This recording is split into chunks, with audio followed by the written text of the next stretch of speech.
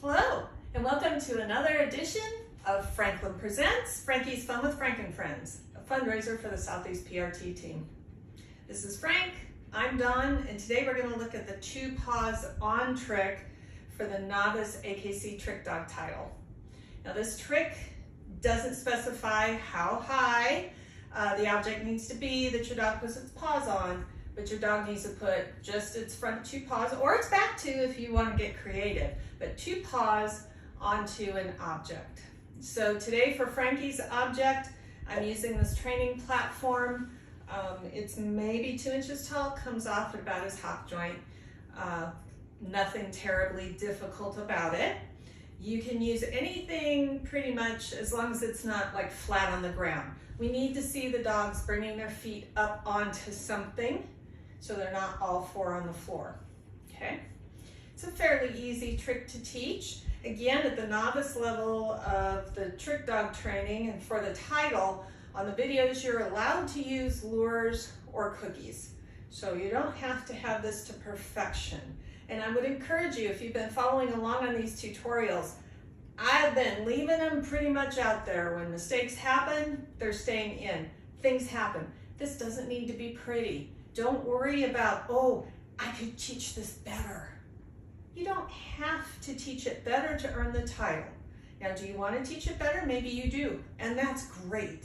But please don't let perfection keep you from earning a performance title on your dog. This is fun.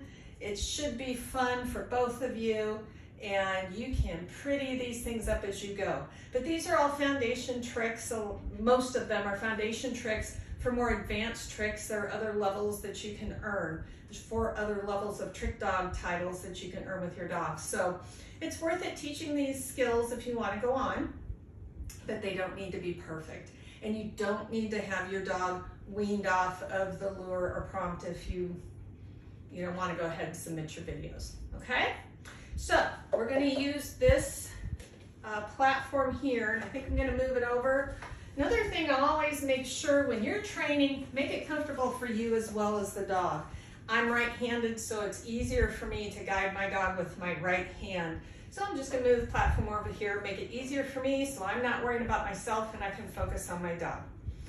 Okay, for this trick, first thing you're going to do, you might notice this is kind of similar to what we did with the box. Instead of getting in, we're getting on. We want the dog to check out the object. We want him to be comfortable with it. Okay, you can see Frankie's pretty darn comfortable with this, and in all fairness, he knows this trick already. But most dogs are going to be okay. If your dog is hesitant, so I don't think so, then think about maybe something else you can use as the platform. The object needs to be wide enough and deep enough that your dog can comfortably put his paws on there without worrying about falling off the sides. So this size that I have here works for my border collie. Anything much wider or taller than that, this might not work quite so well. I also use this as a position where the dog gets on the platform with all 4. So this is about the size I need for a PRT, but be too small for bigger dogs. So make sure you've got the object the right size. A lot of times if the dog doesn't want to go on it, that's because it's too small and he can put one paw on while leaving the other paw off, or he's just not sure and he doesn't want to squish himself up. Okay, so Frankie is passed the test. He sniffed this. He's obviously not afraid of it. He's sitting next to it. So now we're going to start off like our other tricks. We're going to let the cookie do the talking. We're going to help them come up onto the platform. Now notice I'm holding the treat right there. I'm letting him nibble at it. You can get it. Good boy. And as soon as 2 paws go on, I'm letting him have the cookie, telling him he's such a good boy. All right, Dad'll do. And for him, I'm giving him a release cue, that'll do. That just tells him, okay, the trick is over, because he knows what the trick is, and I've taught him to continue doing what I've asked him to do until I tell him either do something else or, okay, we're done, you can stop. Okay, so you'll hear me saying that'll do sometimes to him, and that's why I say that. All right, can we get it? Good boy. This time I'm holding the treat up a little higher so he stands.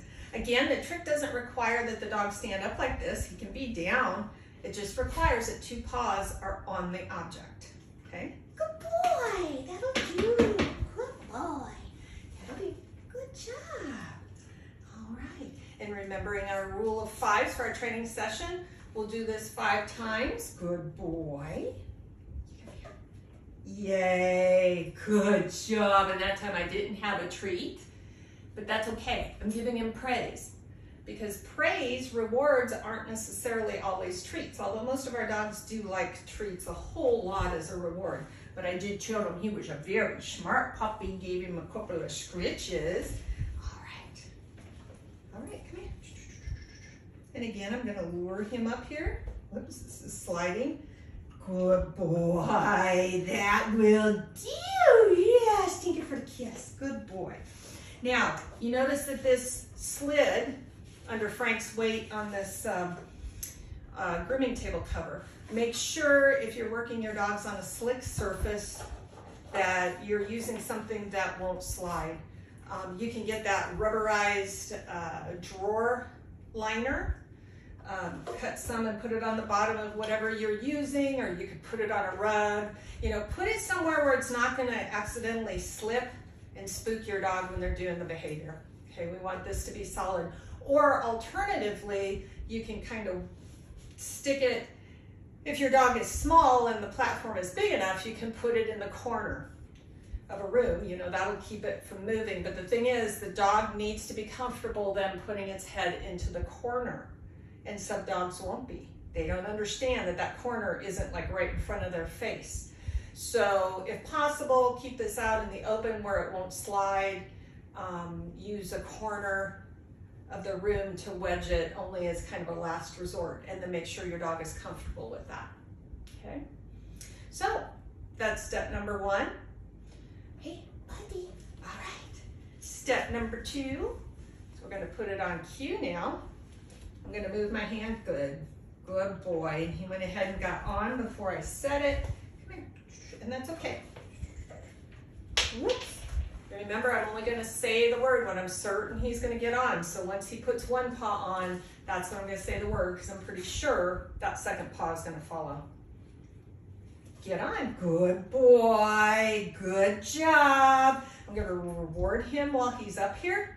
Good boy. And then I'm going to bring him off. That'll do. Good job. Good job.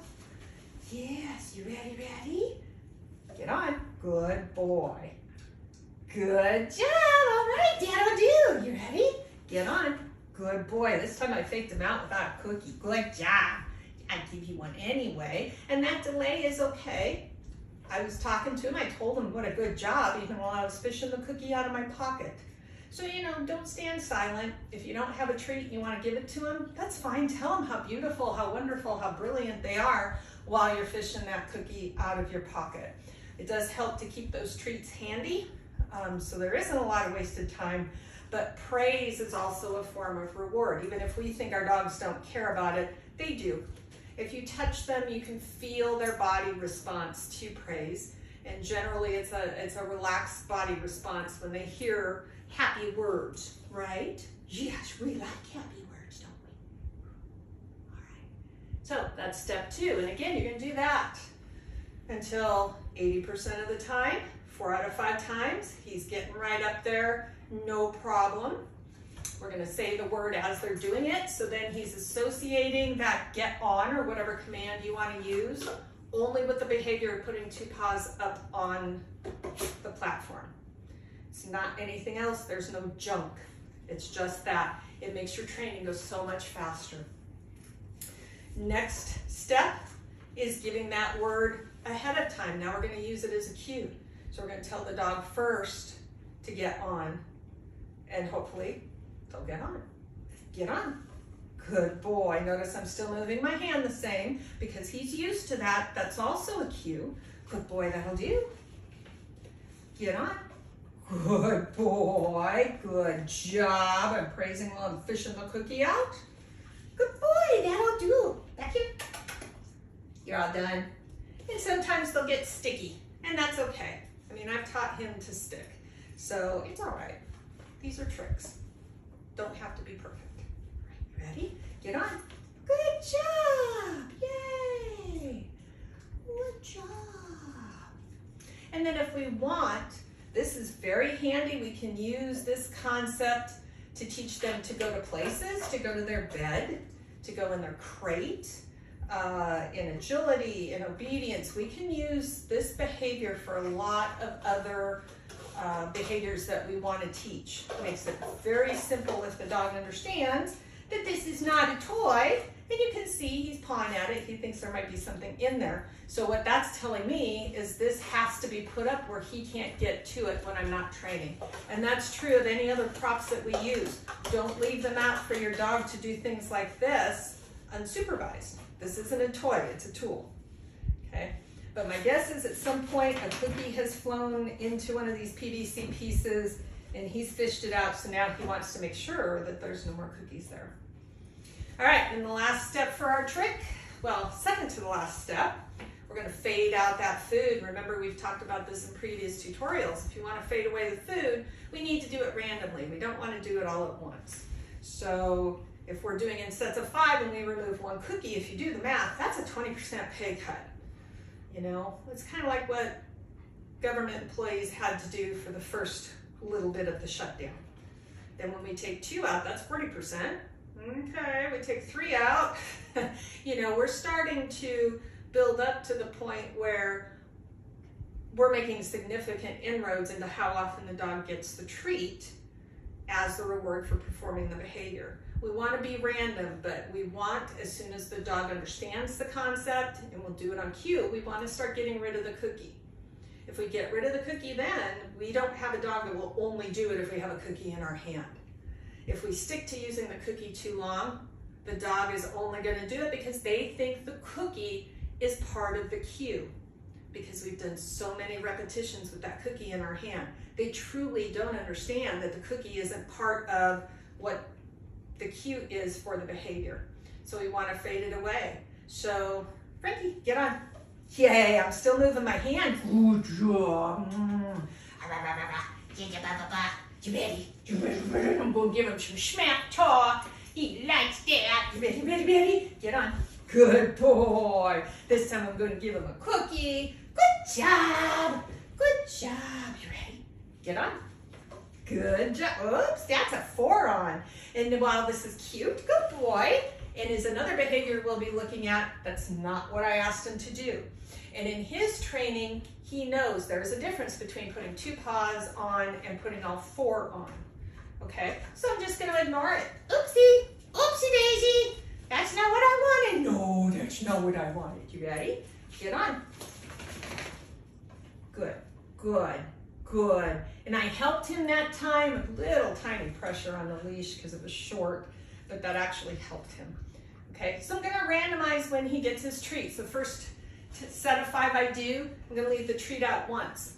And don't always make it the last repetition, or they will start figuring that one out really quick.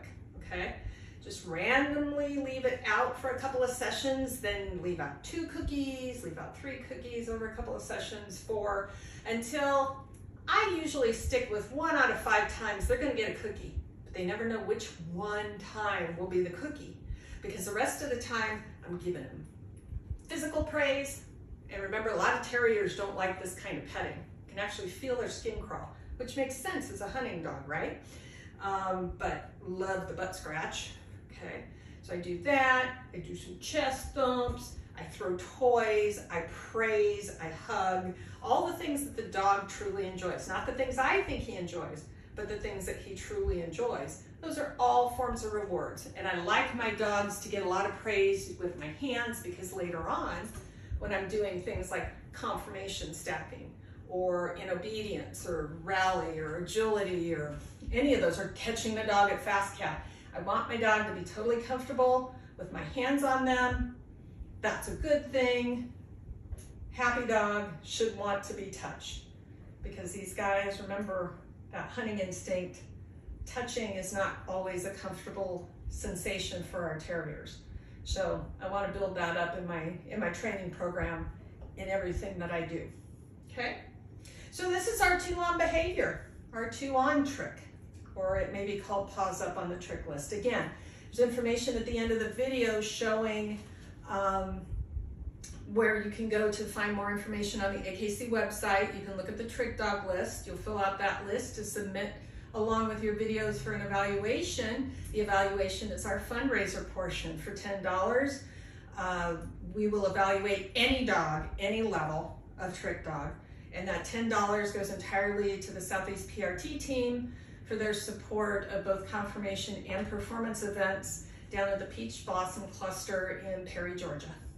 So we hope to see videos of you and your dogs, and we hope that we have a lot of titles that come out of this tutorial fundraiser. If you have any questions, drop us a line on the Facebook page. Let us know. We'll do our best to help you. And we hope to see you next time. Bye-bye.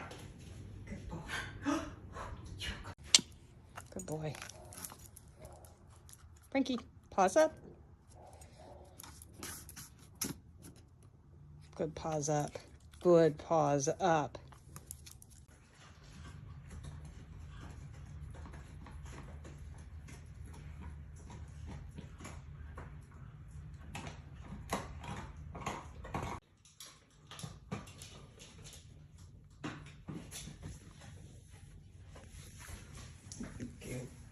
Nope.